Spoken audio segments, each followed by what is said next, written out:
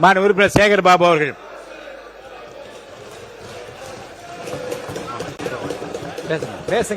மாண்புமிகு பேரவைத் தலைவர் அவர்களே, இறைவனுக்கு வந்த சோதனையாக எடுத்துக்கொண்டு என் உரையை நான் துவக்குகிறேன். சரித்திர புகழ்பெற்ற சட்டப்பேரவை தலைவர் அவர்களே, நீங்கள் பிறந்தது திண்டுக்கல் என்றாலும் மன்ற உறுப்பினர்களுக்கு வாய்ப்பூட்டு போடாத சமத்துவமிக்க ஒரு தலைவரை வணங்குகின்றேன். இல்ல அவர் போன திண்டுக்கல், அவரே கேளுங்க. மாண்புமிகு பேரவைத் தலைவர் அவர்களே, நான் பகுத்தறிவாளராக இருந்தபோதும் இறை நம்பிக்கை உள்ளவர்களுக்காக போராடிய போராளிதான் தந்தை பெரியாரை வணங்குகின்றேன். நுண்ணறிவு நூலகம், படிக்க தவிட்டாத திராவிட பெட்டகம், பேரறிஞர் அண்ணாவை வணங்குகிறேன்.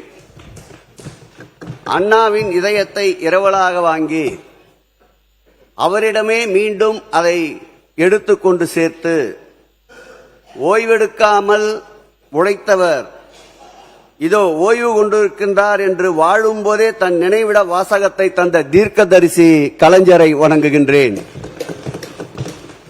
கடல் காற்றை தான் வாங்கி எங்களுக்கு மூச்சுக்காற்றாய் வழங்கி வாழ வைக்கும் வரலாற்று நாயகன் முத்தமிழறிஞரை மீண்டும் ஒரு முறை வணங்குகின்றேன்.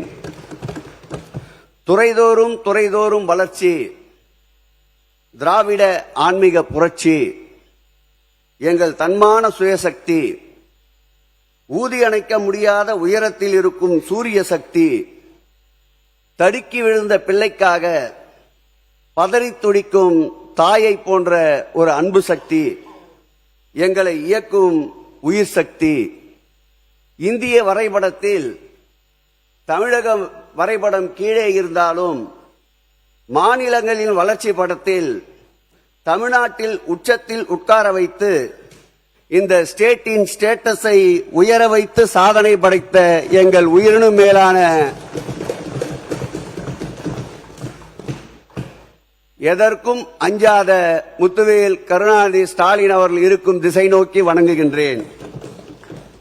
வம்பால் எதிர்ப்பவரை அன்பால் வீழ்த்தும் வல்லமை கொண்டவர், ராஜராஜ சோழனின் மகன், கடாரம் வென்ற ராஜேந்திர சோழனாய், தந்தை இரண்டாம் பிலிப்பின் இராணுவத்தை கொண்டு உலகை வென்ற அலெக்சாண்டராய், பொறுப்பு வழங்கும் போதெல்லாம் பொறுத்து கொள்ளாதவர்கள் கூட புருவம் உயர்த்தி போற்றும்படி உயர்ந்த சட்டமன்றத்தின் சங்கநாதமே, அஞ்சா நெஞ்சமே, மாண்புமிகு எதிர்க்கட்சி தலைவர் உதயநிதி ஸ்டாலின் அவர்களை வணங்குகின்றேன்.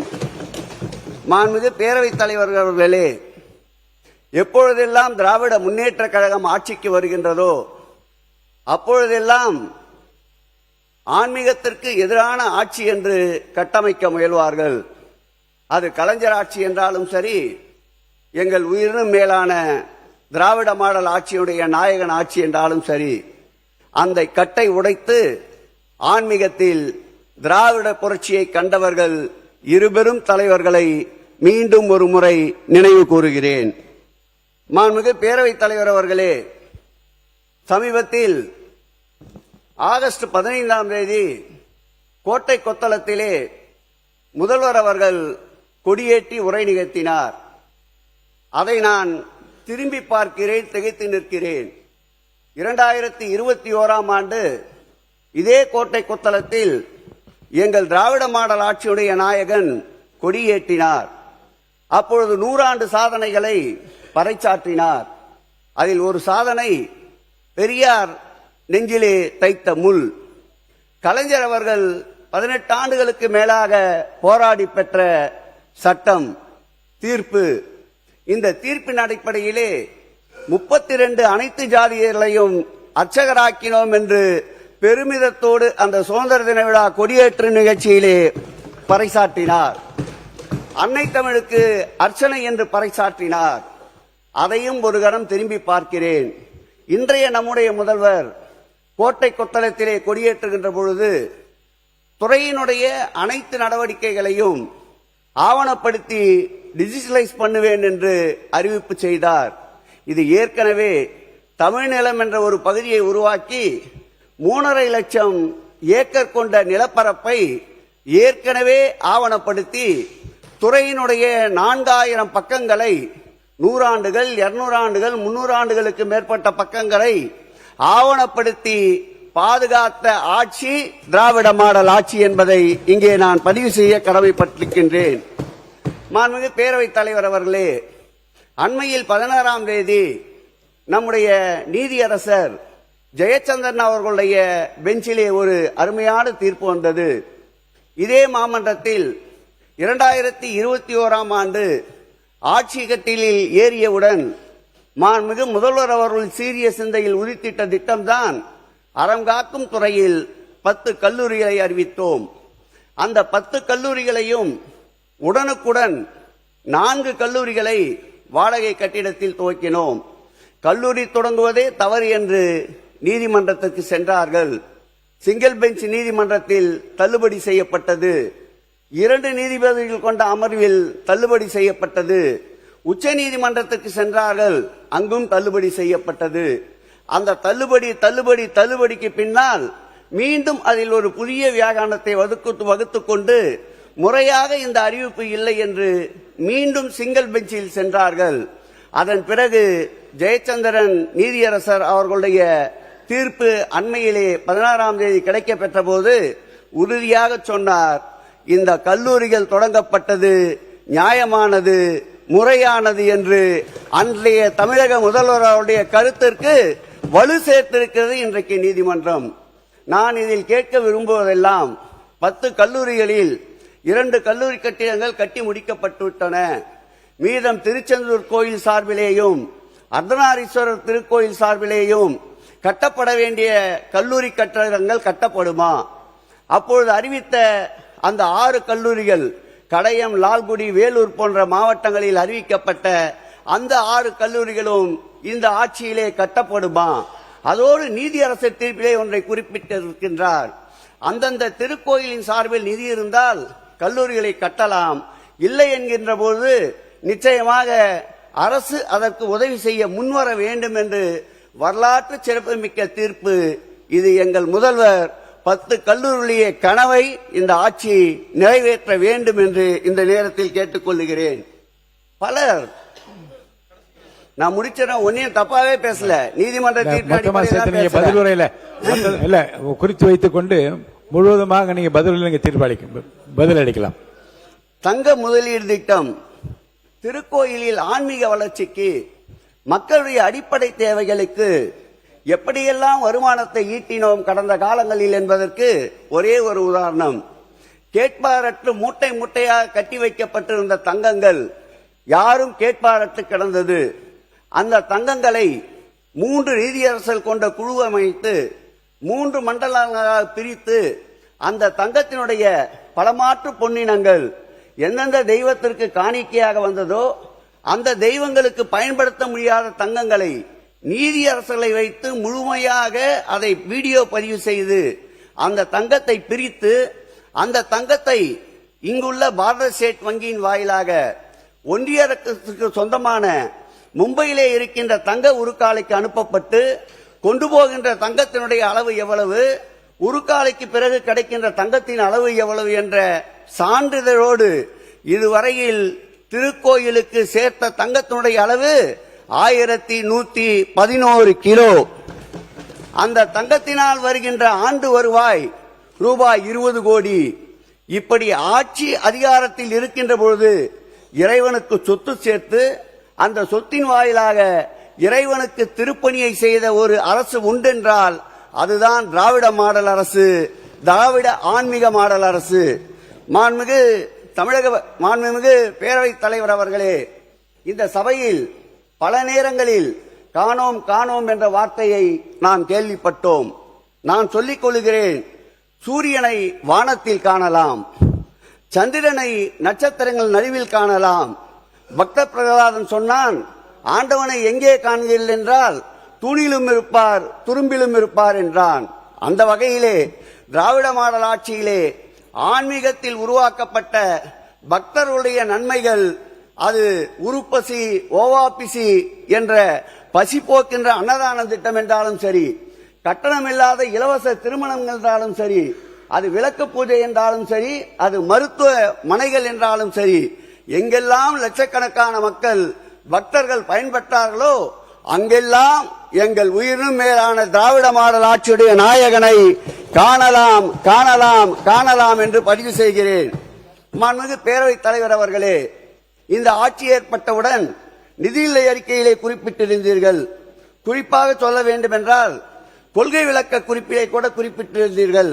பக்கம் 281 3000 கோயில்களுக்கு திருக்குடம் முழுக்கு என்று. ஆம், திராவிட மாடல் ஆட்சி ஏற்பட்ட பிறகு இதுவரையில் 4641 திருக்கோயில்கள் தேர்தல் அறிவிப்புக்கு முன்பு வரையில் குடமுழுக்கு நடத்தினோம். நீங்கள் குறிப்பிட்டிருக்கின்ற இந்த கொள்கை விளக்க குறிப்பில் 281 கோயிலுக்கு குடமுழுக்கு நடத்தினோம் என்று கூறியிருக்கின்றீர்கள். ஒட்டுமொத்தமாக பார்த்தால் 4930 திருக்கோயிலுக்கு திராவிட மாடல் ஆட்சியில் விதைக்கப்பட்ட விதைதான் இன்றைக்கு மரமாக வளர்ந்து குடமுழுக்கு கண்டிருக்கிறது என்பதை பதிவு செய்கிறேன். இதிலும் ஒரு பின்னடைவு. நாங்கள் ஆட்சி பொறுப்பில் 5 ஆண்டுகளில் 4930 என்றால் நீங்கள் 5 ஆண்டுகளில் 3000 என்று அறிவித்திருக்கின்றீர்கள்.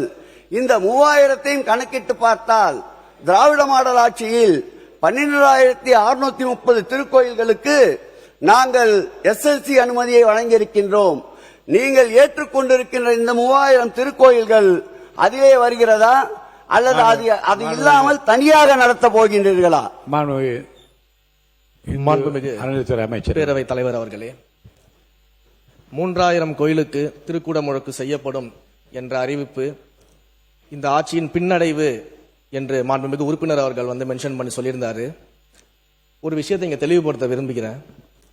கடந்த 5 ஆண்டுகள்ல 2494 திருக்கோயில்களுக்கு திருப்பணிகளை பொதுநல நிதியில் செய்வோம் என்று அதற்கான திட்டங்களை எல்லாம் தீட்டிவிட்டு இன்றைக்கு நீங்க பாத்தீங்கன்னா அந்த மொத்த மதிப்பீட்டில் இன்னும் 392 கோடி நிலுவையில் இருக்கிறது. திரும்ப செலுத்தாம நிலுவையில் இருக்கிறது. அதுல முழுமையாக திருப்பணிகள் முடிந்த கோயில்கள் இருக்கிறது, பாதியில் திருப்பணிகள் நிற்கக்கூடிய கோயில்கள் இருக்கிறது, இன்னும் துவங்கப்படாத பணிகள் இருக்கிறது. அப்ப ஏறத்தாழ 400 கோடி ரூபாய் அளவுக்கு திருப்பி செலுத்த வேண்டிய தொகை நிலுவையில் இருக்கிறது. அது மட்டும் இல்லாம கடந்த 5 ஆண்டுகள் சட்டமன்ற அறிவிப்பு எடுத்து பாத்தீங்கன்னா 2021-22 முதல் 2025-26 வரைக்கும் மொத்தம் 844 சட்டமன்ற அறிவிப்புகளை மாண்புமிகு உறுப்பினர் அவர்கள் முன்னாள் அமைச்சராக இருக்கும்போது வழங்கியிருந்தார். அந்த அறிவிப்புகளை பொறுத்த வரைக்கும் ஏறத்தாழ இன்றைக்கு மட்டும் பாத்தீங்கன்னா நம்ம நடத்த 79 அறிவிப்புகள். அந்த அறிவிப்புகள்ல 79 அறிவிப்புகள் சுமார் 418 கோடி நிதி இல்லாம துவங்கப்படாத நிலையில இருக்குது. அப்ப வெறும் சட்டமன்ற அறிவிப்புக்காக எண்ணிக்கையை கூட்டி அறிவித்து விட்டு அதையெல்லாம் எங்களை கேன்சல் பண்ணக்கூடிய இடத்துக்கு தள்ளி விடாம என்ன செய்ய முடியுமோ நிதிநிலையை கருத்தில் கொண்டு அதை தெளிவாக அறிவித்திருக்கிறோம். 3000 என்பதை முதலில் நாங்கள் முடித்துவிட்டு அதற்கு பிறகு 4000 என்ன 5000 என்ன முடிஞ்சா 6000 கூட நாங்க செய்வோம். ஆனா வாக்குறுதியில ஒண்ணு கொடுத்துட்டு அடுத்து அதை கேன்சல் பண்ணக்கூடிய சூழலுக்கு நிச்சயமாக எங்களுடைய ஆட்சி இருக்காது. மாண்புமிகு உறுப்பினர் பி.கே. சேகர் பாபு அவர்கள். நான் லாவாணி பாட விரும்பவில்லை. நீங்கள் அறிவித்த அறிவிப்பில் தெளிவாக சொல்லியிருக்கின்ற 5 ஆண்டுகளில் 3000 கோயில்களில் நாங்கள் திருப்பணி செய்வோம் என்று அதைத்தான் நான் சுட்டிக்காட்டினேன். நீங்கள் ரத்து செய்ய பணிகள் அனைத்தும் மக்கள் நல பணிகளுக்காக இந்த ஆட்சியிலே விடப்பட்ட டெண்டர்கள். அதை பற்றி எங்களுக்கு கவலை இல்லை. அதை மக்கள் பார்த்துக் கொண்டிருக்கின்றார்கள். மாண்புமிகு பேரவைத் தலைவர் அவர்களே, இந்த ஆட்சியில்தான் அமைச்சர் கடந்த முறை சட்டமன்றத்திலேயே நான் சொன்னேன், 500 பேர் கூட வராத இடத்திற்கு எதுக்கு மல்டி லெவல் கார் பார்க்கிங், அது மக்களே கேட்கலன்னு சொன்னேன். அது போன்ற திட்டங்களை தான் நம்ம இன்றைக்கு இன்னும் ஆரம்பிக்காத நிலையில் இருக்கும் போது நம்ம அதை கேன்சல் பண்ணிருக்கோமே தவிர்த்து மக்களுக்கு பயன்படக்கூடிய திட்டங்களை நம்ம எங்கேயுமே கேன்சல் பண்ணல. அதோட இன்னொன்னையும் சொல்றேன், எந்த அளவிற்கு இன்னும் நிதி சுமையில இருக்கும்போது பணம் திரும்ப வர வேண்டியது இருக்குன்னா, நகைச்சுவையா ஒரு விஷயத்தை சொல்றேன். நம்முடைய பாடநூல் கழக வாரியத்தினுடைய தலைவர் என்னுடைய அன்பிற்குரிய சகோதரர் அண்ணன் லொயாலா மணி அவர்கள் அனைவருக்கும் தெரியும். எப்பவுமே எனக்கு ஃபோன் பண்ணாருன்னா அன்பா சாப்பிட்டியா, என்ன பண்ற, ஏது பண்றேன்னு கேட்பாரு. இப்பெல்லாம் உன் துறையில ஒரு 58 லட்சம் எனக்கு பெண்டிங் இருக்கு, அதை எப்ப கொடுப்பேன்னு கேட்டுக்கிட்டு இருக்கிறாரு. அந்த அளவிற்கு நிறைய இடங்கள்ல திருப்பி தர வேண்டிய பணத்தொகை இருப்பதனால தான் நாம இந்த நிதி நிலைமையை கருத்தில் கொண்டு நம்ம அந்த 5 வருஷத்துக்கான திட்டங்களை எண்ணிக்கையை நம்ம சொல்லியிருக்கிறோம். இதை இந்த இடத்துல நான் தெளிவுபடுத்த விரும்புகிறேன். மாண்பு உறுப்பினர் பி கே சேகர் பாபு அவர்கள். ஒரு ஆட்சி நிறைவேறுகின்ற பொழுது நடைபெற்ற பணிகளுக்கு அடுத்த ஆட்சியில் நிலுவை இருந்தால் அதை தருவதுதான் ஒரு திறமையான ஆட்சிக்கு அடையாளம். எங்களை பொறுத்தளவில் எங்களுடைய ஆட்சியில் திராவிட மாடல் நாயகன் மீது வைத்த நம்பிக்கையில் அவருக்கு ஒன்றை சொல்லிக்கொள்ள விரும்புகிறேன். 2000 கோடி ரூபாய் அளவிற்கு உபயதாரர் நிதி மாத்திரம் எங்கள் ஆட்சியின் மீது நம்பிக்கை வைத்து வரப்பட்ட நிதி அந்த நிதி. அதேபோல் திருக்கோயிலுடைய வருவாயை எப்படியெல்லாம் பெருக்கினோம் என்பதற்கு உதாரணம், நிலுவையிலே இருந்த 570 கோடி ரூபாயை வாடகை நிலுவை பாக்கியை திருக்கோயிலுக்கு கொண்டு வந்து சேர்த்த பெருமை மாண்புமிகு திராவிட மாடல் ஆட்சிக்கு உண்டு. அன்னதான திட்டத்திற்கு சுமார் 300 கோடி அளவிற்கு பொதுமக்கள் பங்களிப்பை கொண்டு வந்து சேர்த்த ஆட்சி எங்கள் ஆட்சி. கடந்த காலங்களில் செய்யப்பட்ட பணிகளுக்கு நிலுவைத் தொகையை வழங்க வேண்டிய உண்டு. அதை உங்கள் திறமையால் செய்யுங்கள், நிலுவைத் தொகையை நிவர்த்தி செய்யுங்கள். மாண்புமிகு பேரவைத் தலைவர் அவர்களே, பெரிய பெரிய முதுல்லை கோயில்களில் தீபங்கள் 1000 கணக்கில் எரியும். ஆனால் ஒரு கால பூஜை திட்டம் என்று வருகின்ற திருக்கோயில்கள் தமிழகத்திலே உண்டு. அதை மறைந்த அம்மையார் அவர்கள் ஆட்சி காலத்தில் 25,000 ரூபாய் வைப்பு நிதியாக தொடங்கினார்கள். இந்த ஆட்சி நிறைவு பெறுகின்ற அதிமுக ஆட்சி நிறைவு பெறுகின்ற போது அதை 1 லட்சம் ரூபாயாக ஆக்கினார்கள் வைப்பு நிதியை. இந்த ஆட்சி வந்த பிறகு 1 லட்சத்தை 1.5 ஆக்கினோம், 1.5ஐ 2 ஆக்கினோம், 2ஐ 2.5 ஆக்கினோம். அதோடு நிற்கவில்லை. 12,974 திருக்கோயில் இருந்த திருக்கோயில் பட்டியலை 19,000 திருக்கோயில் ஆக்கினோம்.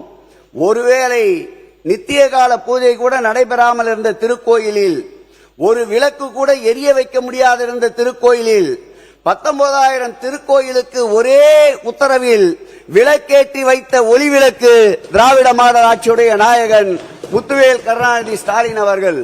அதில் சத்தமில்லாமல் ஒரு சாதனை செய்தார். அந்த 19,000 கோயில்களுக்கும் மின்சாரத்தை இலவசமாக வழங்கினார். அதோடு நிற்கவில்லை. அந்த 19,000 கோயிலே இருக்கின்ற அர்ச்சகர்களுக்கு மாதம் மாதம் 1000 ரூபாய் அவர் வங்கி கணக்கிலே செலுத்தினார். 2025-26 ஆண்டு அதோடு நிற்காமல் 1000ஐ 1500 ஆக்கினார்.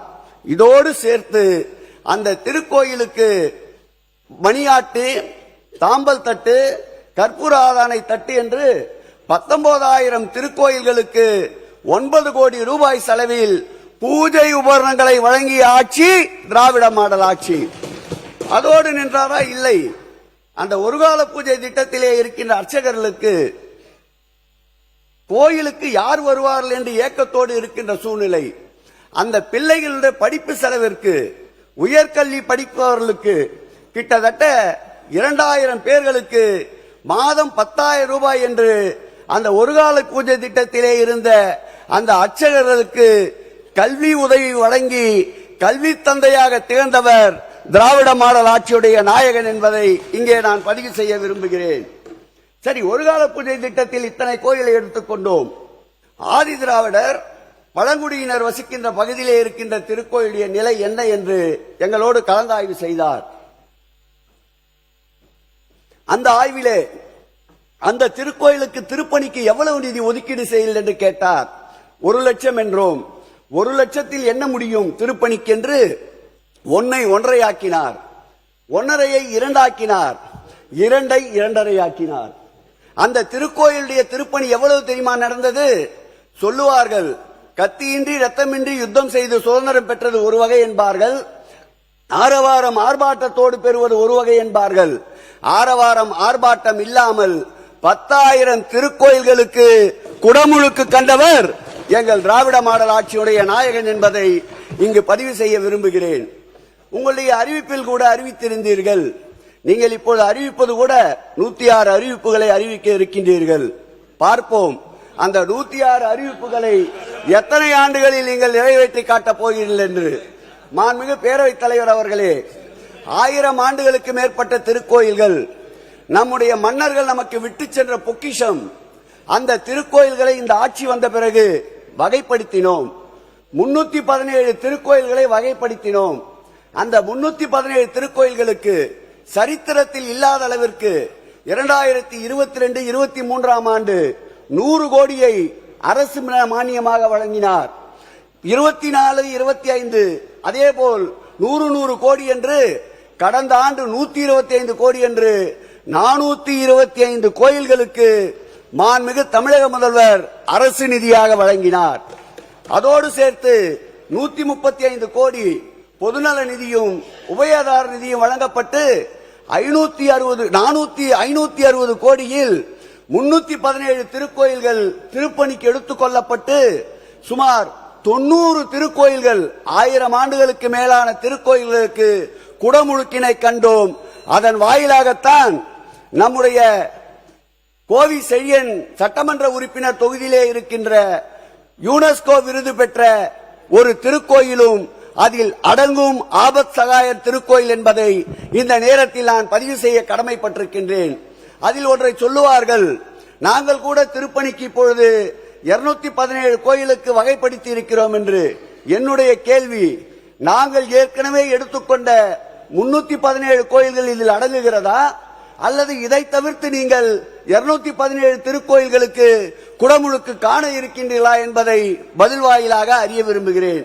மாண்புமிகு பேரவைத் தலைவர் அவர்களே, கடல் உள்ளவரை, கார் உள்ளவரை, அருவி உள்ளவரை, ஆறு உள்ளவரை திருக்குல நாயகன் எங்கள் தலைவர் முத்துவேல் கருணாநிதி ஸ்டாலின் அவர் பெயர்களை எப்பொழுதும் சொல்லும்.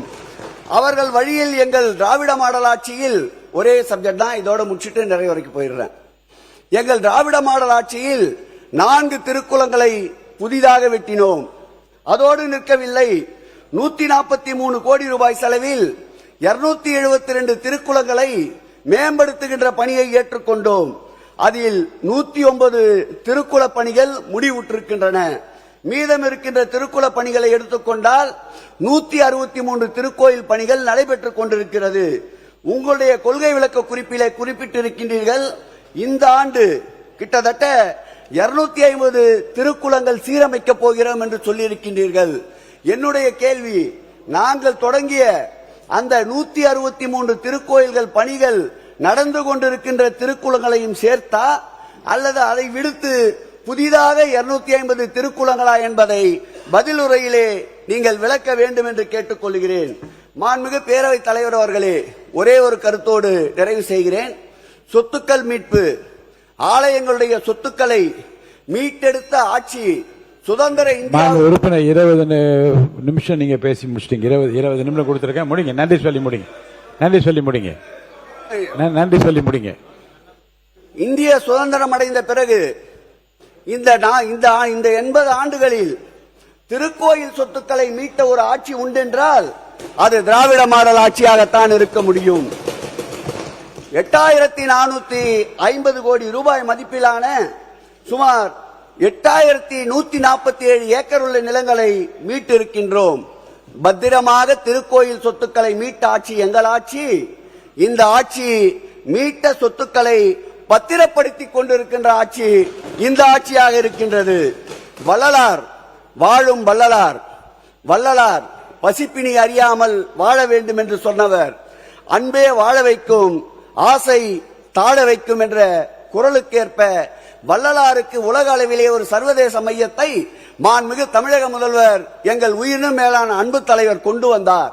அதனுடைய பிபிடியை இருக்கின்ற சட்டமன்ற உறுப்பினர் அனைவருக்கும் சபாநாயகர் அவர்களுடைய உத்தரவோடு வழங்குகின்றோம். அதை காணுங்கள், எவ்வளவு அருமையாக இருக்கும் என்று.